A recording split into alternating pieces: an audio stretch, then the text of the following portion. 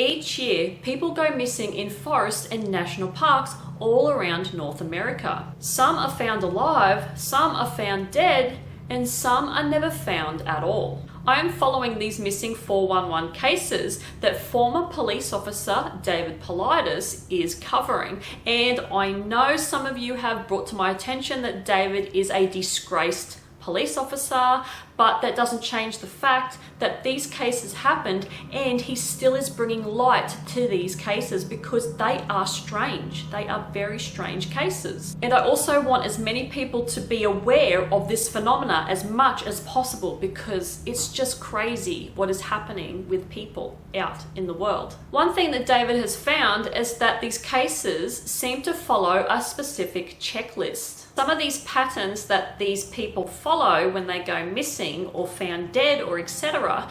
is that they have memory loss, they are young child victims, they have missing clothes or clothes that is folded up neatly and set aside where the person was, elevation changes where it's basically impossible for a particular person to get up to the spot in which they were found naturally, there is no scent trail. And the last one, which is the most obvious one, is that all these cases take place in forests and national parks. Hello and welcome back or welcome to my channel. If you don't know what's going on here, I'm a horror artist and I like to draw what I talk about in the videos. Now, nothing is meant to be insensitive to the victims or the victims' families, but if you are a sensitive person, I probably recommend not watching anything on my channel. So what I do is I combined my love for true crime, scary facts, scary stories, conspiracy theories, ghosts, aliens, all that type of stuff, and I love to draw, so I put the two together and hopefully am bringing you a unique experience with these genres. And I try to do my best to bring you the most accurate information that I have found out on the internet with my research. Any consistent information that I find across the websites will go into these videos. Now, with that being said, let's get on with the video. Let's get on with the drawing. And I keep whinging about this. It's so hot here in Australia right now. I need to get out of this room into somewhere cooler. So yeah. On the 29th of April 1981, Reverend Maurice Dametz, mostly known as Doc, went on a trip with a friend, David McSherry, to go topaz fossicking near Topaz Point Picnic Area at Devil's Head, Colorado in the Pike National Park. Now let me give you some details on Doc. Now he was born on the 24th of June 1896, so when he was topaz fossicking, he was 84 years old. Now Doc had a wife and one daughter. Other than being involved in the church and many Bible colleges, he was also a keen gem and mineral fossicker and was a part of a gem and mineral club. Doc had severe arthritis and a blood disease, so he needed to be assisted to walk to and from locations and definitely could not walk alone or up any steep embankments. So when him and his friend went to Devil's Head to fossick, Doc's friend had to help him move from location to location as he just couldn't do it on his own. Dressed in a white baseball cap, maroon flannel shirt and brown ankle-high work boots, Doc and his friends started fossicking for the day. Doc would take one location and David would take another, and after a while David and Doc would relocate with the help of David moving Doc to where he wanted to go and then settling him down.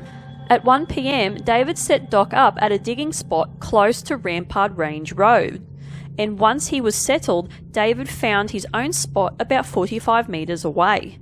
About 2 hours at 3 p.m, David goes over to Doc to tell him that it's time to wrap things up and to pack up. So David returns to his digging site to pack up his tools and then returns to Doc to help him up from his location 15 minutes later. But when he got there, Doc was not there. He was gone. There was no sign of Doc or his tools, only the hole where he was digging. David was shocked that Doc would have moved and potentially walked roughly 270 meters unaided up a slight hill to the car. David checked the car, but Doc wasn't there. David honked the horn a few times to get Doc's attention, but nothing. David, in a panic, flagged down another motorist on Rampart Range Road to inform the authorities of Doc being missing, as David did not want to leave the site, but after a while he had to. At 11 p.m. that night, the Douglas County Sheriff had been notified and a search team was deployed to the location. For 5 days, the area was searched thoroughly, and I mean thoroughly, as it was one of the most well-searched cases in history, but there was no sign of Doc. There was no sign of a struggle at the site where Doc was. There was no cries for help, no blood, or anything which indicated that it could have been an animal attack. Search dogs even were brought in, and none of them could pick up a scent trail properly. He had just completely vanished from the very spot he was sitting at. As I said before, Doc was not a well man, and if he could move, he wouldn't have moved far in 15 minutes. Really, he couldn't move from that location without help. So unfortunately, after weeks of searches and not finding a thing, the search was called off. On the 18th of July, 1981, Doc's wife Myrtle wrote a letter to Governor Richard Lamb asking for more assistance in finding her husband after she believed Doc was possibly abducted or met with foul play, and he did write back but said that there was not much that they could do. In 1990, 9 years after Doc disappeared, he was declared dead. So what could have happened to Doc, and where could a crippled old man have gone? One theory is that he managed to get up and he needed to relieve himself, and maybe he fell over, rolled down the hill and got stuck somewhere that no one could see him. But this doesn't explain his tools missing, as he probably wouldn't have taken his tools to just take a whiz. Plus, the terrain was searched very well. Second theory is that he wanted to spend one last time in the wilderness and wandered off deep into the forest to die. But once again, the area was supposedly searched very thoroughly. Maybe Doc's health condition was exaggerated and he wasn't as bad as he was made out to be, because why would a frail old man go digging in the wilderness for topaz? If he was that frail, I can't imagine he being able to dig into any piece of earth.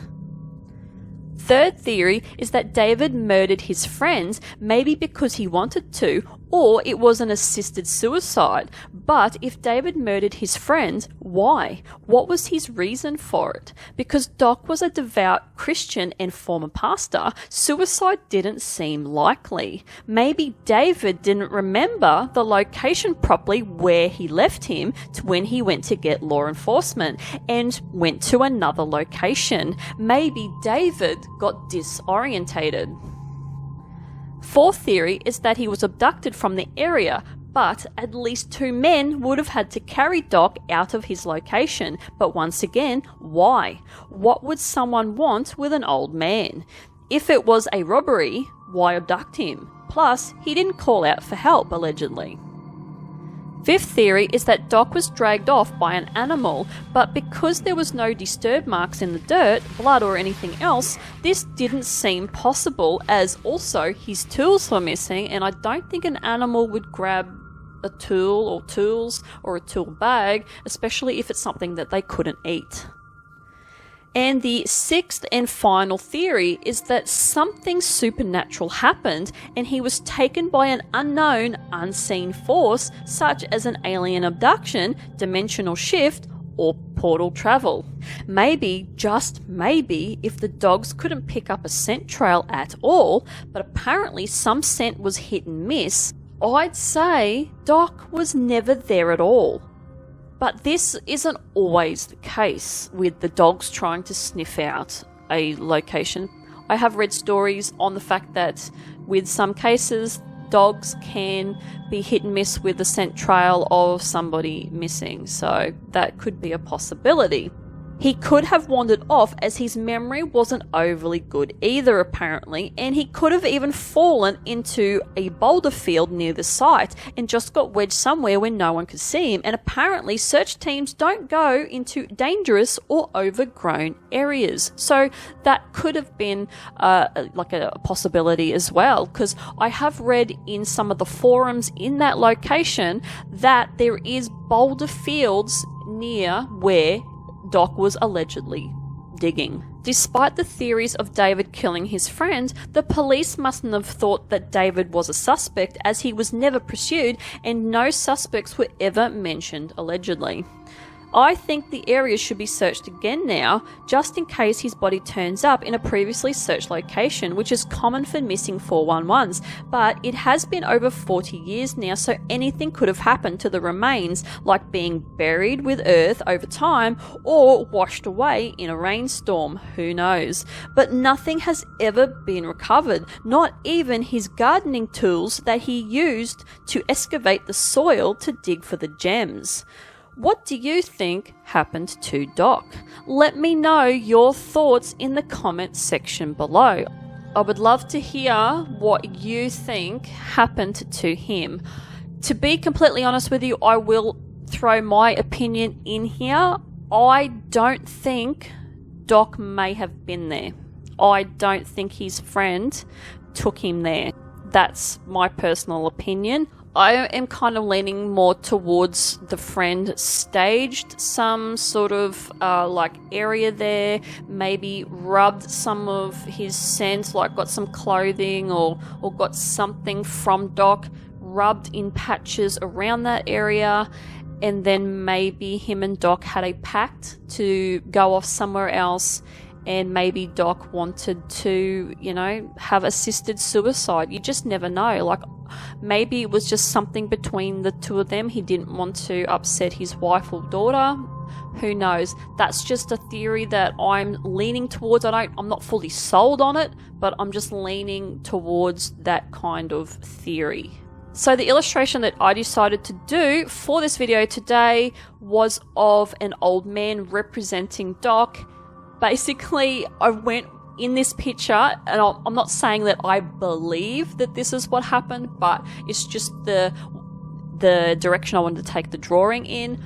I have an old man being lassoed around the waist and being hoisted upwards by these alien type like devices, like a metal rope, and then there's this hand that's come down that's assisting with bringing him up. So he's been abducted basically, and he's got some tools in his hand. He's got the bag in his hand. He's got one tool on the ground, you know, just in a hole there where it sort of represents where he was digging.